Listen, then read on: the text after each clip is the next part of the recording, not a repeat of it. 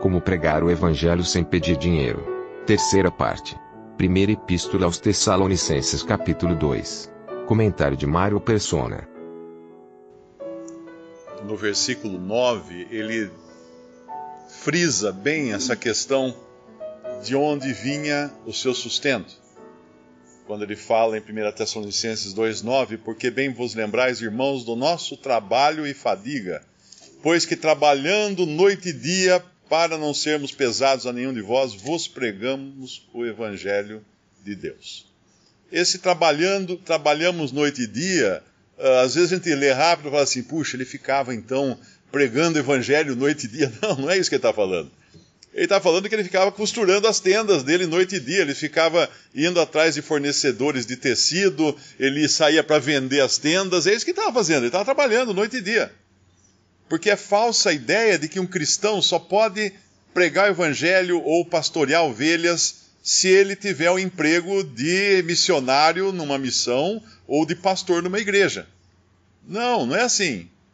Ele trabalhava noite e dia com as suas mãos, e isso ele vai falar disso várias vezes ao longo do livro de Atos. Ele fala que fazia tendas lá com Priscila e Áquila também, né? Mas no próprio, aqui, na segunda carta aos Tessalonicenses agora, no capítulo 8 de 2 Tessalonicenses, capítulo 3, perdão, não existe capítulo 8, né? 2 Tessalonicenses, capítulo 3, versículo 8.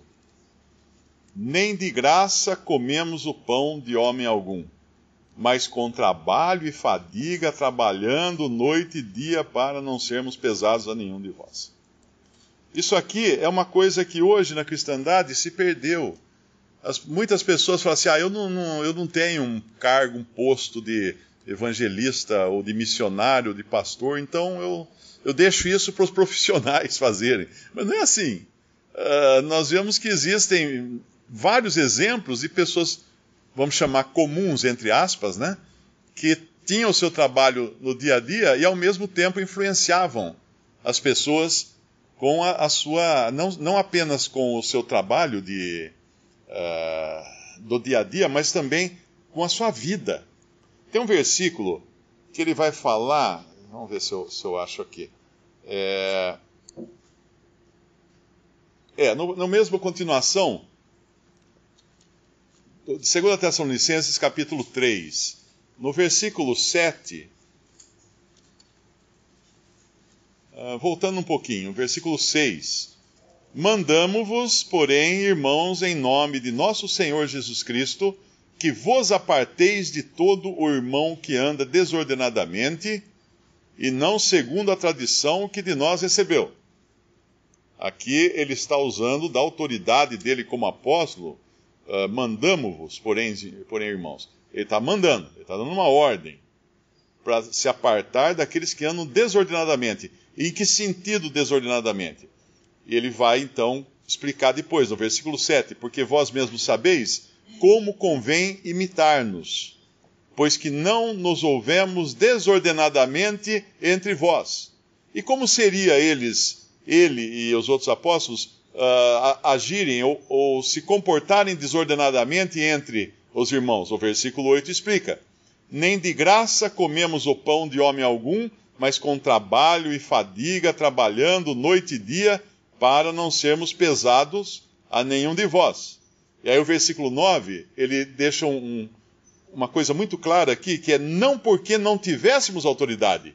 Ele tinha autoridade, ele tinha esse poder para exigir até que os irmãos o ajudassem nas suas despesas pessoais.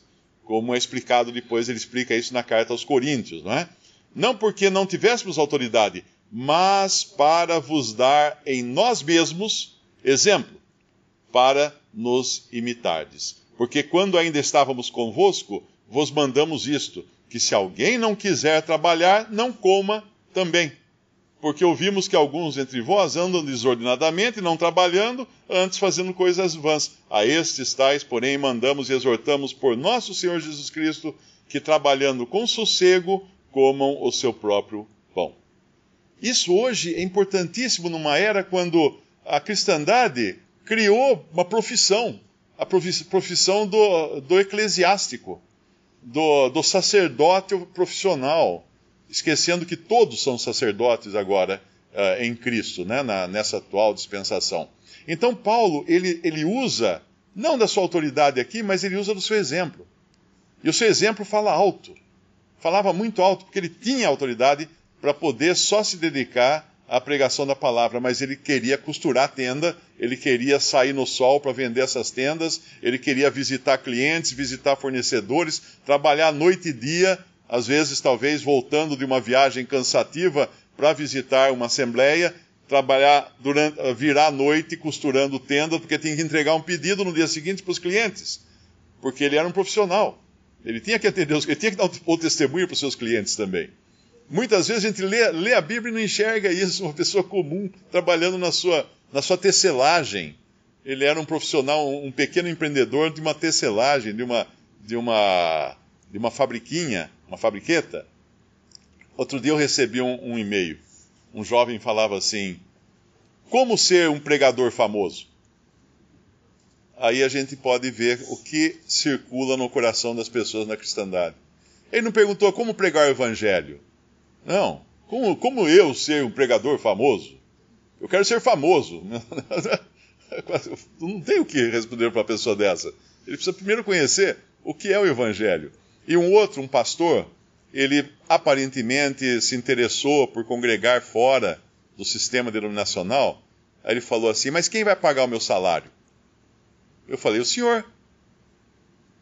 Você não trabalha para Deus? É Ele que provê.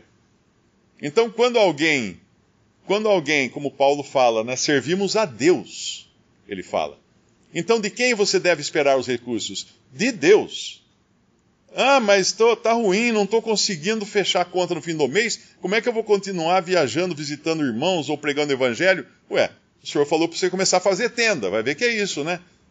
Tenta descobrir se não é isso. Você vai ter que começar a fazer alguma atividade aí que possa cobrir essas suas necessidades. Porque uma pessoa que realmente trabalha para Deus não pede para os irmãos.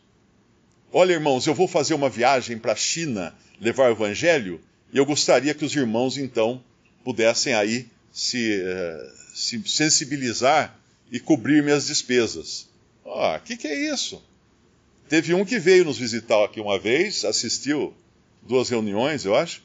Aí passou um tempo, ele manda um e-mail e fala assim: olha, eu pretendo ir aí novamente visitar os irmãos. Você pode pedir para os irmãos fazerem uma vaquinha para pagar minha passagem? O que é isso? De onde vêm essas ideias? Essas ideias vêm de um sistema corrupto que faz tudo aquilo que Paulo fala que não era para fazer na sua carta, na sua primeira carta aos Tessalonicenses, né? Não ser ávido pelo dinheiro, né? Não ser voltado à avareza, mas servindo a Deus. Isso não se pode tirar da perspectiva. Quando uma pessoa quer trabalhar para o Senhor, quando fala assim: eu vou sair na obra do Senhor. Ah, é? Então tá bom. Então peça para Ele. Ore a Ele, para que Ele sustente você na obra do Senhor. É assim que funcionam as coisas do ponto de vista bíblico. Visite Respondi.com.br. Visite também 3minutos.net.